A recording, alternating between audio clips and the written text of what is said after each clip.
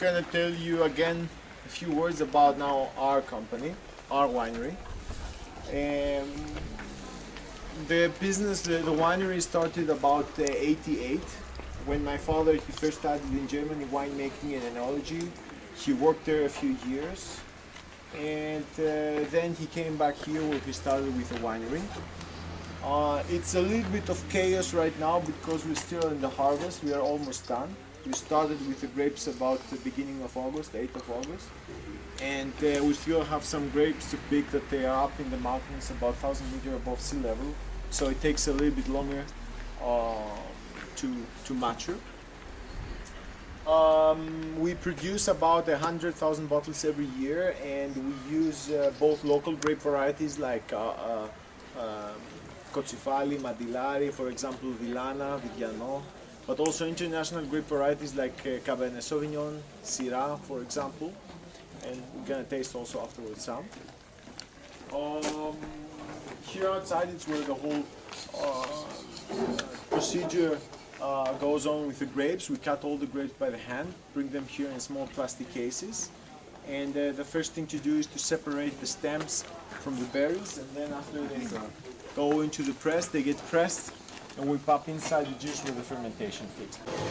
As I said, outside it's where we work with the grapes, and after we bring here the grapes and we press them, the first thing to do is actually to cool down the juice, because you can imagine outside it's very hot, beginning of August, still it's very hot, so we have to cool down the juice in order to keep the freshness and the aroma inside the juice when it starts fermentation.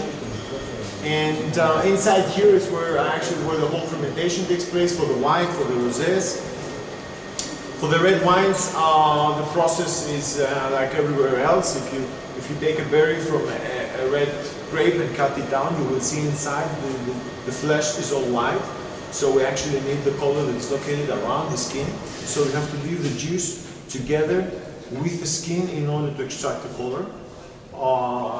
Depending always on the wine we want to make, we can leave it for a few days until sometimes 1-2 weeks, depending always on the wine we would like to create and produce. And if it's just a rosé wine, we just leave it for a few hours over the night and then we separate it.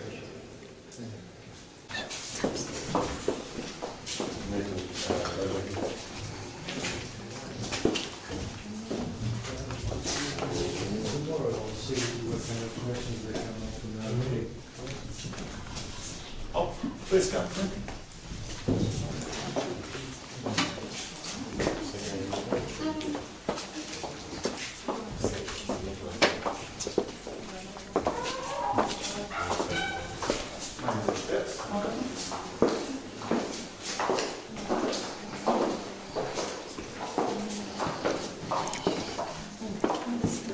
Ooh.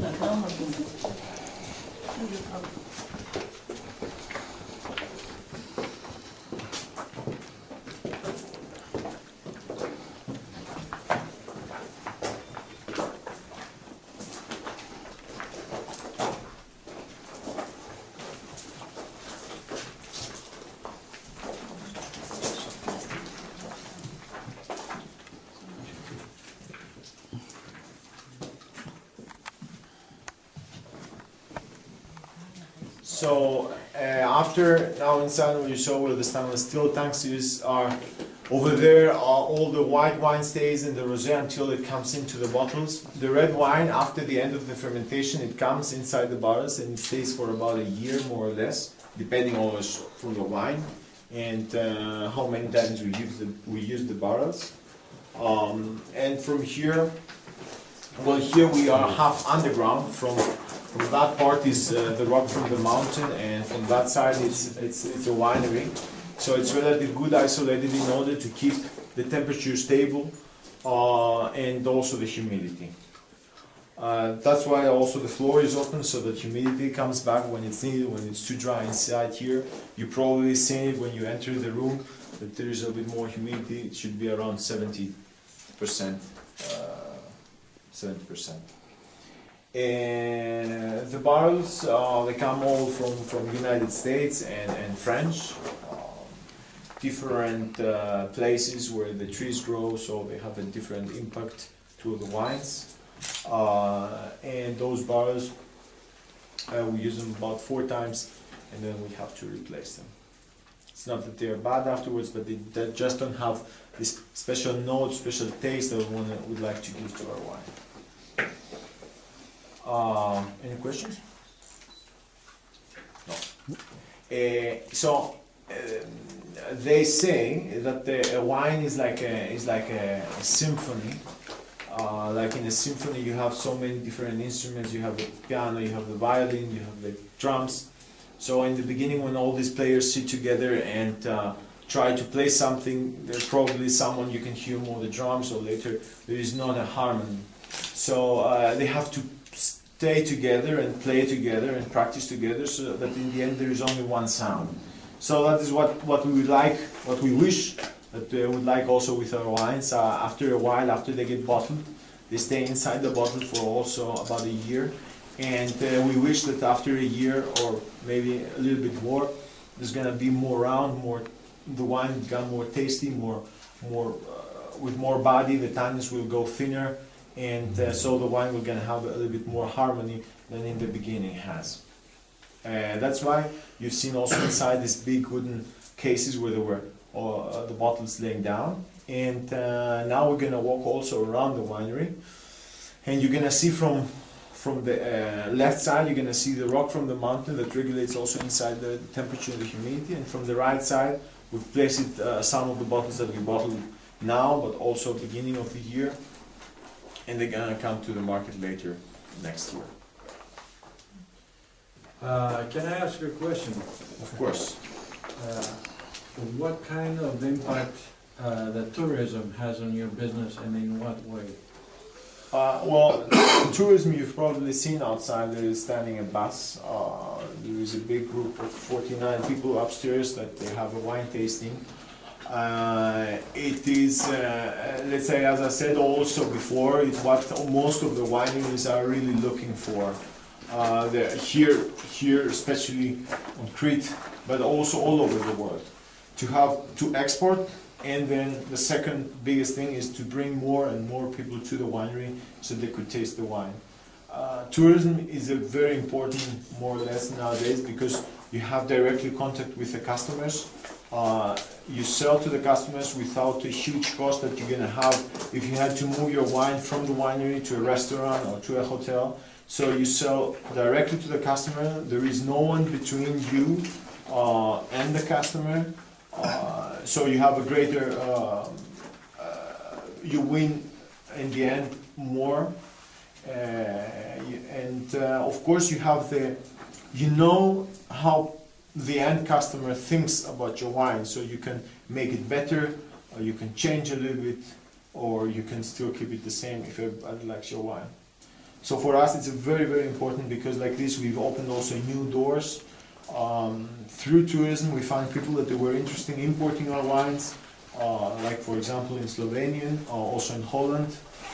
So that is a huge thing. When we say tourism, there are two kinds of visitors in those agrotouristic venues. It's the ones that are organized from hotels, and the other ones that they come on their own, maybe by appointment or with their car and this and that. Do you see a different value to each different one? Of course, as I said also in the morning, it's a completely different. Out of those 49 people that they are upstairs, probably 7-8 people, they would find it really interesting, and they would wish they could have come here alone, so they could see it better and hear more and feel it more and have better contact with me. Maybe out of these 49 people, 20%, they just came because, as I said, we were just a stop in a bigger part of the excursion. And what remains, 10%, that they came, they didn't know what they were expecting, they liked it, so now they maybe created a better opinion about local products and Greek wines or Cretan wines. On the other hand, those that are coming on their own, they're really people that they really want to do it. They've passed the stage. Exactly. They know, they probably have been with bigger groups and they've seen that they don't like it, the experience, to go with a bigger group. They'd like to go on their own and find out new stuff, adventure, live the experience. And let's say it's also what with this different tourism somebody should offer. It should offer mainly, it's not the product, but it's a different experience that somebody has here when he comes. There was always like, we went with a friend of mine in Italy and we tasted some wines in Sicily and they were excellent. We were all like, what great wines they are, they're excellent. And then after a while I saw Christoph, he was sitting at a table and he was very sad. I said, what's wrong? Why are you so sad? He said, well, you know, after we pass the borders, it won't taste the same. So a product would taste very good at the moment that he was having vacation, that he was living the experience, he was talking with the people. The wine was also okay, it was good. But when you pass the borders and you go back home, and you probably have your mother screaming, your wife or your kids or your job, everything is different, everything bothers you, everything bothers you, so it's, Thank you. it's different. I do not agree. Marco, your wine is always good. Thank you very much. Of course, what I didn't said before, it's what in our winery, it's not only the visit, but it's happening for some groups of people for wine tasting. We have also I think it's important for a place where is wine produced, or let's say where something is being produced. We do also, like for example, some art exhibitions every year. One big art exhibition where there is a lot of artists from the city of Chania that they come here and they're upstairs and they exhibit their work, the artwork. So this is, let's say, another way in order to